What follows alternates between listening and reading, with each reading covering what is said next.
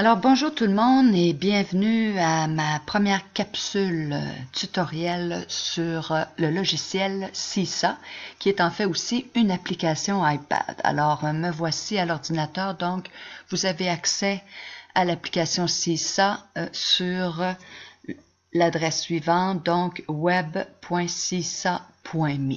Alors malheureusement, pour l'instant, c'est en anglais, mais ça vaut vraiment la peine d'aller s'inscrire et de l'utiliser avec les jeunes dans sa classe parce que c'est vraiment facile d'utilisation. Donc ça s'adresse aux enseignants qui vont créer un compte. Vous devez aller ici dans Sign Up Free.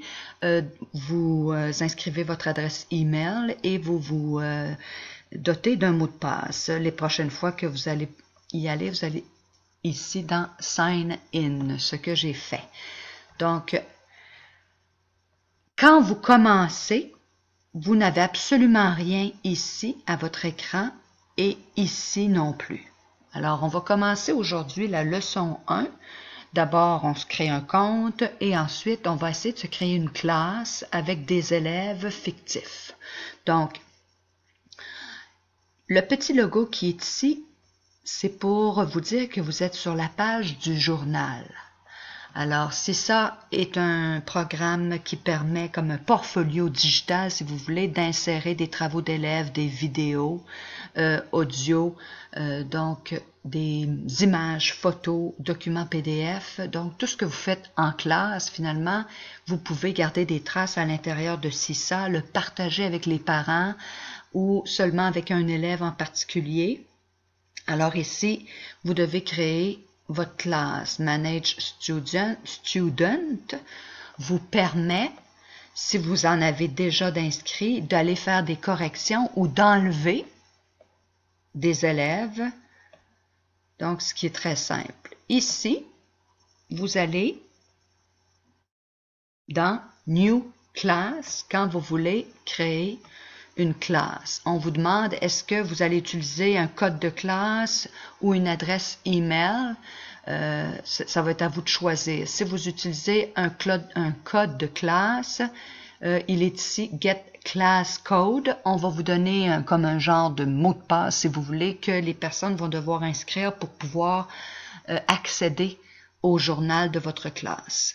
Donc, moi, j'ai cliqué New Class, j'inscris quelle classe que je crée. Donc, j'ai une classe de 3e année, par exemple. J'inscris le niveau de ma classe et là, je peux insérer des étudiants. Donc, ce que vous avez vu tantôt, Céline Dion, Elvis Presley, c'est exactement ça. J'inscris le nom des élèves que je veux.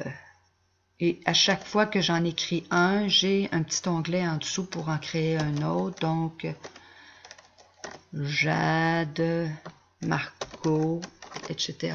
Donc, plus je fais mes Enter, puis j'ai à ce moment-là la possibilité d'inscrire toute ma liste. Lorsque ma liste d'étudiants est faite, je fais mon petit crochet vert, petit crochet que vous allez voir très très souvent lorsque vous voulez insérer des items dans votre journal Seesaw.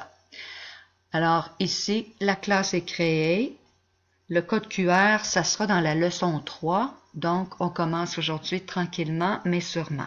Alors, voilà ma classe. J'ai Jade, Jessica et j'ai Marco. C'était simplement pour vous montrer. Par défaut, si ça installe des petits icônes qu'on peut aller changer facilement. OK? Donc, ici, on fait Manage Student.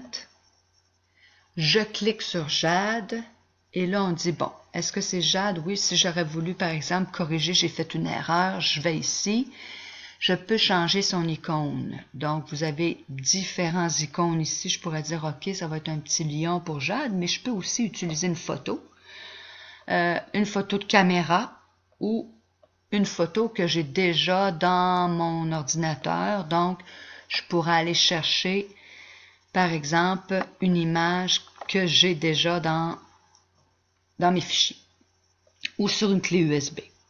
Alors, ça va être à vous de voir, mais c'est très simple d'utilisation.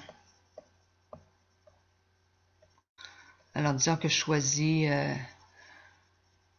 le petit... voyons. Ça devrait être correct. Oui, juste j'ai pas besoin de faire Enter ou quoi que ce soit, j'ai juste cliqué sur le petit lion. Alors voilà, ça c'est pour changer les petits icônes. Tout à l'heure, je vous ai montré Edit, ça c'est pour enlever des élèves. OK? On peut aussi ajouter des professeurs, par exemple votre professeur d'art plastique ou votre professeur d'anglais, par exemple, qui voudrait insérer à l'intérieur du portfolio. Si je me souviens bien, c'est pas Manage Class? Oui, c'est Manage Class. Et donc, ici, on a Manage Teacher. On a à ce moment-là la possibilité d'inviter un enseignant et à chaque fois qu'il va y avoir, par exemple, du partage de fichiers, il va recevoir les courriels lui aussi. On inscrit à ce moment-là son adresse de courriel et il va pouvoir aussi avoir son code de classe pour avoir accès aussi ça et lui aussi insérer des documents. Alors en anglais ou en art plastique ou en musique, hein, ça peut être pertinent. Voilà. Alors, ce que je voulais faire pour la leçon 1, c'est vous présenter le logiciel CISA, ce qui a été fait très rapidement quand même. Ça ici, c'est simplement pour vous dire que lorsque vous commencez, vous êtes sur la page d'accueil de CISA et il n'y a rien. Tandis que tout à l'heure, vous avez vu une classe où il y avait déjà des documents. Alors, à la leçon 2, on va insérer différents documents en pesant sur le petit la petite croix, si vous voulez, qui est ici, et on a possibilité d'ajouter différentes choses dans le journal, ce que nous allons faire dans la prochaine capsule. Alors, n'oubliez pas de faire sign out lorsque vous quittez, et j'espère que cette capsule vous a été utile. Donc, au revoir et à la prochaine capsule. C'était Katia Roy. Merci.